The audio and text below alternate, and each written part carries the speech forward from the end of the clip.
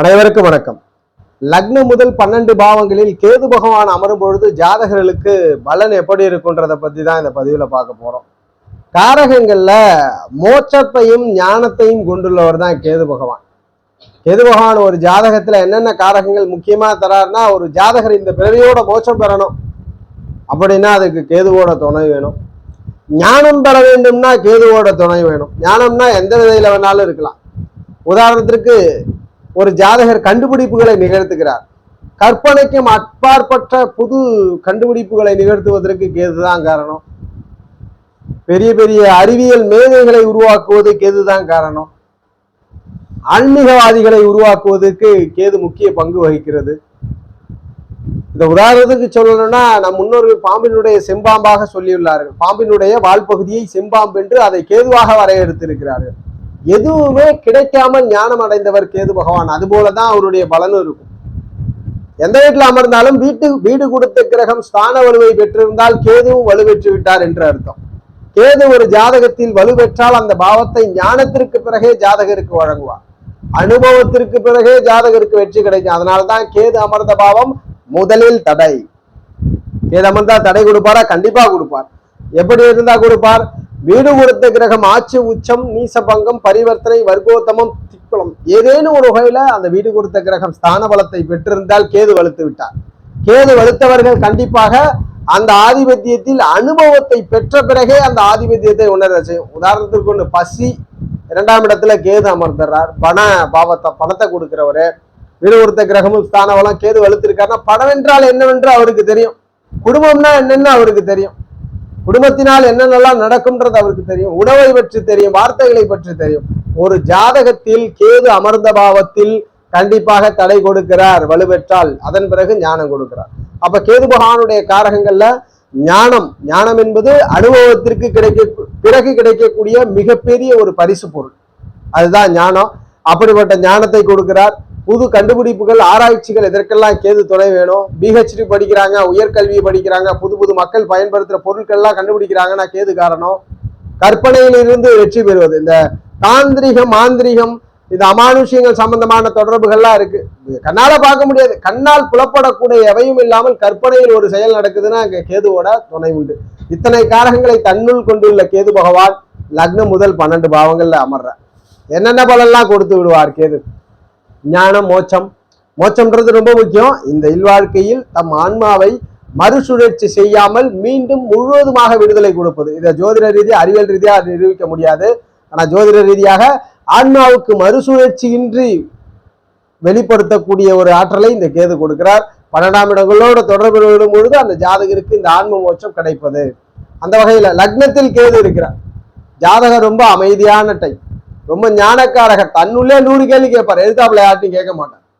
ஒரு சந்தேகம் வருதா தனக்குள்ளே ஆராய்ச்சி செய்து கொண்டே இருப்பார். ஓரளவுக்கு ரிசர்வ்டு பர்சன், தன்னை தனிமைப்படுத்திக் கொள்ளக்கூடிய விருப்பம் கொண்ட நபர்.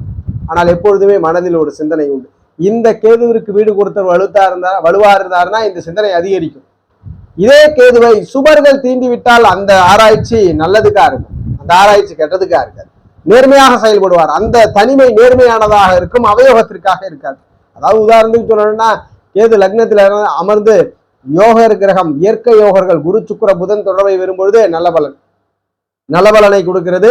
நேர்மையான நபராக இருக்கிறார். இருள் கிரகம் தொடர்பு கொள்ளும் பொழுது சற்று சாதகம் இல்லாத பலனை லக்ன கேது கொடுக்கிறார் அப்படின்றத உறுதிப்படுத்துறோம். ஒரு ரிசர்வ் டைப்பும் தன்னை எப்பவுமே தனிமைப்படுத்திக் கொள்ளக்கூடியது. தன்னுள் பல கேள்விகளையும் பல ஆச்சரியமான விஷயங்களையும் கேட்கக்கூடியவர். ஆன்மீக எண்ணம் வித்தியாசமா செயல்படும் இவங்களுக்கு உருவ வழிபாடு இல்லாமல் ஒளி சேர்க்கை, ஒளியின் வழிபாடுகள் மீது அதிக நாட்டம் இருக்கும். 2ஆம் இடத்துல கேது.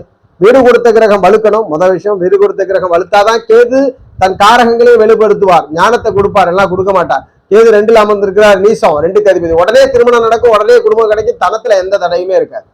இப்ப கேதுவுக்கு வீடு கொடுத்தவர் வலுத்து 2ல் இருக்கிறாருன்னா ஜாதகருக்கு குடும்பம் லேட்டா தான் உருவாகும்.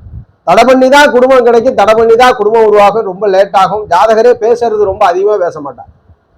ஞான வார்த்தைகள், ஒரு சில வார்த்தைகளே பேசுவார், நறுக்குன்னு பேசுவார். 4 வார்த்தை சொன்னாலும் திருவாசகமா சொன்ன மாதிரி ஞானத்தை முதிர்ச்சி அடைந்த வார்த்தைகளை பேசக்கூடியவர். சின்ன வயசுல குழந்தைகளாம் பேசாம கூட இருக்கும். பெற்றோருக்கெல்லாம் பயம் வந்துடும்.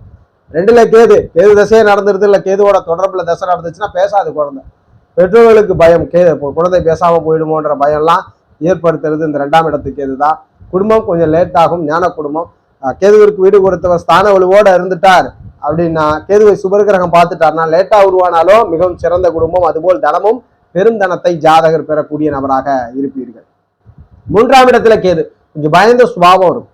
சகோதரரே இல்லை, உடன் பிறந்த சகோதரர் இல்லை, சகோதரி இருக்க வாய்ப்புகள் உண்டு. உடன் பிறந்த சகோதரர் இருக்கிறார் அப்படின்னு பட்சத்துல 2 பேருக்குமான சம்பந்தமே இருக்காது.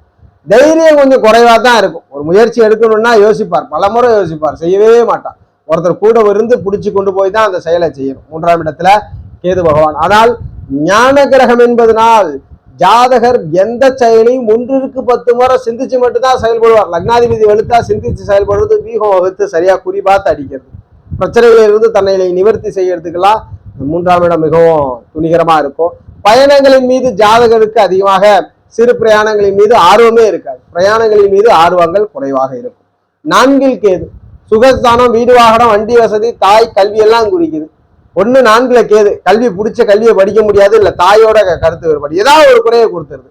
தாய் இருக்க மாட்டார்கள், அப்படி இருந்தாலும் பிரயோஜனம் இருக்காது. அவர்களால ஜாதகருக்கு பிரச்சனை இருக்கும். அதுபோல கல்வி, நினைத்த கல்வியை படிக்க முடியாத நிலை அல்லது கல்வியில தடை. ரொம்ப கஷ்டப்பட்டு தான் வீடு கட்டியிருப்பாங்க. 4ல கேது வீடு கொடுத்தவர் வலுத்தா சொல்றோம். வீடு கொடுத்தவர் வலு இல்லை நீ சொன்னா உடனே பலன் கிடைச்சிடும், மற்ற காரகத்தை பொறுத்து. அப்போ 4ல கேதுவுக்கு வீடு கொடுத்தவர் வலுத்துட்டாருன்னா வீடு ரொம்ப கஷ்டப்பட்டு கட்டியிருப்பார். ரொம்ப காலம் கஷ்டப்பட்டு அதன் பிறகு சொந்த வீட்டை அமைச்சிருப்பார். கல்வி, புதன் நல்லா இருக்கிறார் காரகர், 4ஆம் அதிபதி நல்லா இருக்கிறார், கேது மட்டும் இருக்கிறார்னா 1 வருஷம் தடைப்பட்டு படிப்பார், இல்ல வேற ஒன்று நினைச்சிருப்பார், வேலை ஒன்று படிப்பார். சந்திரன் நல்லா இருக்கிறார், 4ஆம் அதிபதி நல்லா இருக்கிறாருன்னா தாய் இருப்பாங்க, தாயினால பிரயோஜனம் இருக்காது, தாயினால ஆதாயம் இருக்காது. அதையெல்லாம் பொருத்தி பார்த்துக்கணும். கேது 4ல இருக்கும்போது ஜாதகர் முற்பகுதி வாழ்க்கையில செல்வத்திற்கும் ஒரு கம்ஃபர்டபுளா இருக்கிறதுல பயம் இருக்கும். ஒரு திருப்திகரமான வாழ்க்கையை தடை பண்ணி கொடுக்கிறார். 5ஆம் இடத்துல கேது பூர்வ புண்ணிய பாவம், குழந்தைகளை பற்றி சொல்லக்கூடிய பாவம்.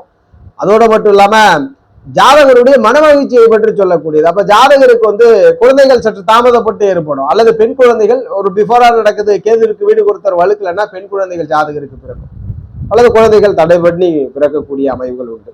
அதுபோல் ஜாதகருக்கு பூர்வீகத்தில் ஆதாயம் இருந்தாலும் பூர்வீகத்திலிருந்து சற்று விலகி இருப்பார், பூர்வீகத்திலிருந்து சற்று தொலைவில் இருக்கக்கூடிய அமைவை ஜாதகர் பெறக்கூடிய நிலை.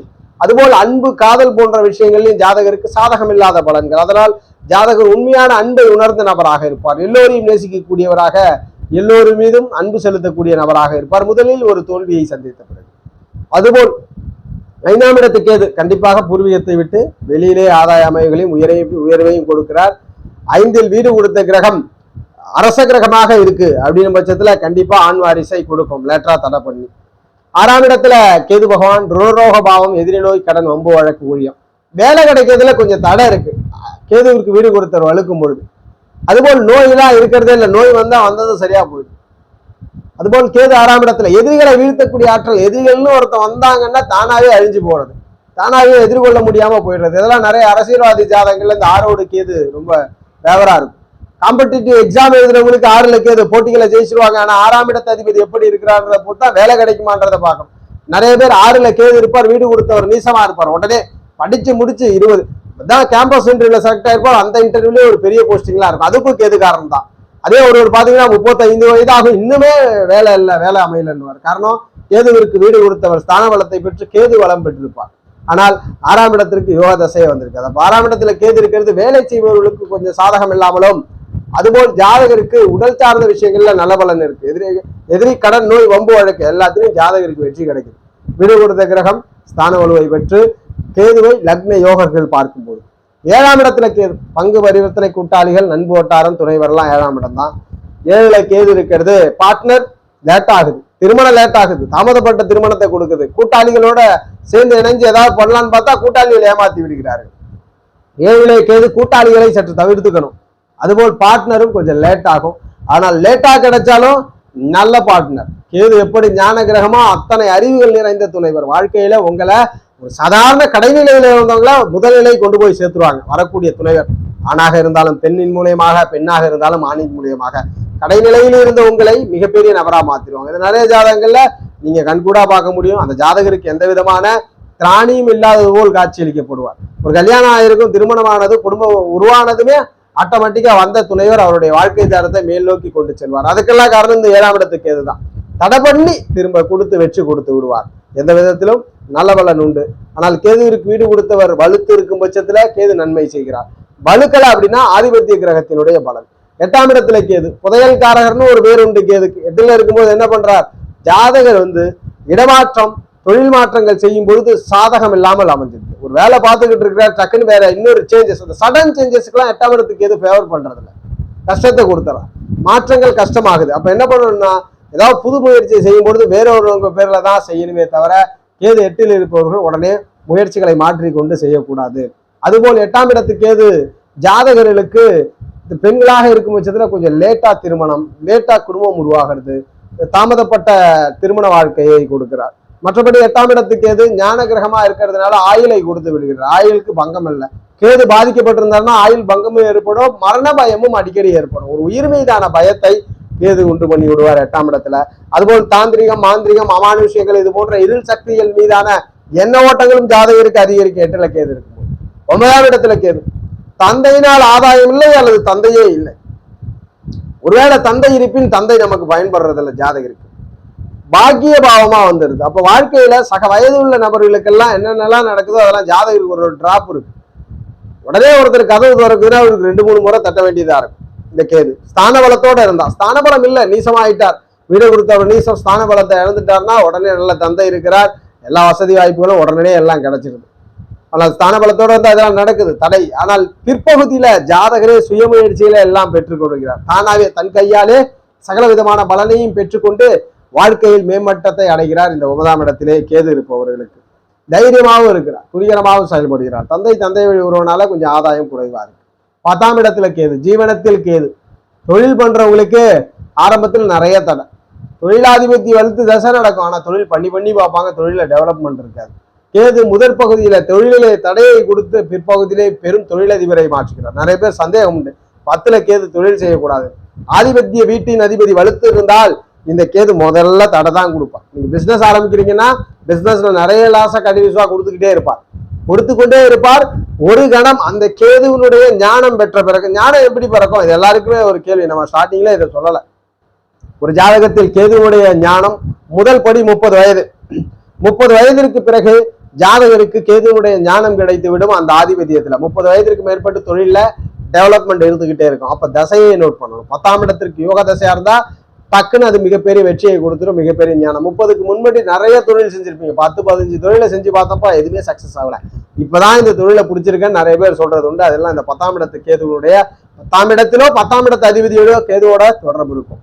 11ஆம் இடத்திலே கேது லாபபாவத்துல, ஜாதகருக்கு முற்பகுதி வாழ்க்கையிலே தனலாபம் குறைவு, மறு திருமண அமைவுகள் இல்லை ஜாதகருக்கு, ஒரே திருமணம் தான். 7ஆம் இடம் பாதிக்கப்பட்டிருந்தா மறுபடி திருமணம் எல்லாம் இல்லை. அதுபோல் ஜாதகருக்கு மூத்த சகோதரர் இல்லை, சகோதரர் இருந்தாலும் அவரால் ஆதாயம் இல்லை என்ற நிலைகளை கொடுத்து செல்கிறார். 12ஆம் இடத்துல கேது அயன சயன போகமான விரயபாவத்துல கேது.